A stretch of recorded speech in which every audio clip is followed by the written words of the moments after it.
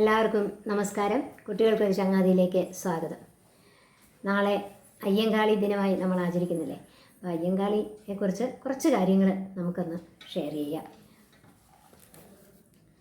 കേരളത്തിൽ നിലനിന്നിരുന്ന ജാതീയമായ അസമത്വങ്ങൾക്കും അനാചാരങ്ങൾക്കുമെതിരെ പ്രവർത്തിച്ച ദളിത് വിഭാഗങ്ങളുടെ വിമോചനത്തിനായി പോരാടിയ കേരള നവോത്ഥാന നായകരിൽ പ്രധാനിയാണ് അയ്യങ്കാളി.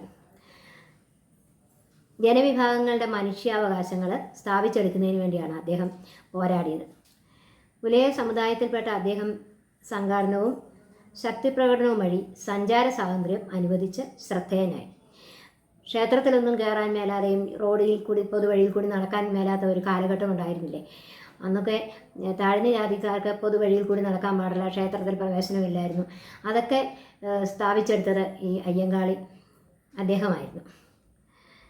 1907 സാധുജന പരിപാലന യോഗം രൂപവത്കരിക്കുകയും അദ്ദേഹത്തിൻ്റെ ഇടപെടൽ കേരള സമൂഹത്തിന് വലിയ മാറ്റങ്ങൾ വരുത്തുകയും കേരള സ്പാർട്ടക്സ് എന്ന അദ്ദേഹത്തെ വിശേഷിപ്പിക്കാമായിരുന്നു. സംഘർഷം മാത്രം സൃഷ്ടിച്ചുകൊണ്ടിരിക്കുന്ന ജൈത്രയാത്രകളല്ല അദ്ദേഹം ചെയ്തിരുന്നത്. അലങ്കരിച്ചൊരുക്കിയ കാളവണ്ടികളാണ് കേരളത്തിൻ്റെ കുതിപ്പിന് വഴികാട്ടിയായി അദ്ദേഹം തിരഞ്ഞെടുത്തത്.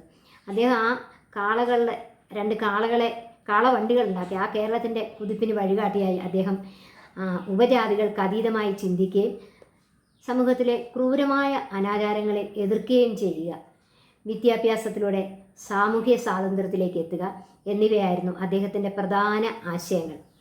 1980 നവംബറിൽ നമ്മുടെ പ്രധാനമന്ത്രിയായിരുന്ന ഇന്ദിരാഗാന്ധി കവടിയാറിലെ മഹാ അയ്യങ്കാളിയുടെ പ്രതിമ അനാച്ഛാദനം ചെയ്തു. 1911 ഡിസംബർ 5 മഹാത്മാ അയ്യങ്കാളിയെ തിരുവിതാംകൂർ ശ്രീമൂലം പ്രജാസഭ മെമ്പറായി നോമിനേറ്റ് ചെയ്യുകയും ചെയ്തു. 1912 ഫെബ്രുവരി 27 കൂടിയ ശ്രീമൂലം പ്രജാസഭയുടെ 8ാമത് യോഗത്തിൽ മഹാത്മാ അയ്യങ്കാളി പങ്കെടുത്ത് സംസാരിച്ചു.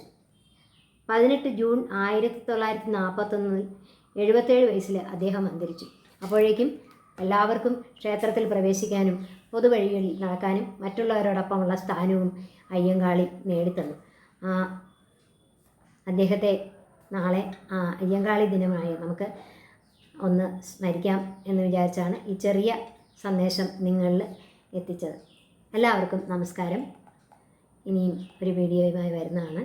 ഇതൊരു ചെറിയ വീഡിയോ ആയിപ്പോയെങ്കിലും കുറച്ച് വാക്കുകൾ അദ്ദേഹത്തെക്കുറിച്ച് സംസാരിക്കണം എന്ന് തോന്നിയതുകൊണ്ട് ഞാൻ നിങ്ങളോടൊപ്പം ഈ വീഡിയോ ഷെയർ ചെയ്യും.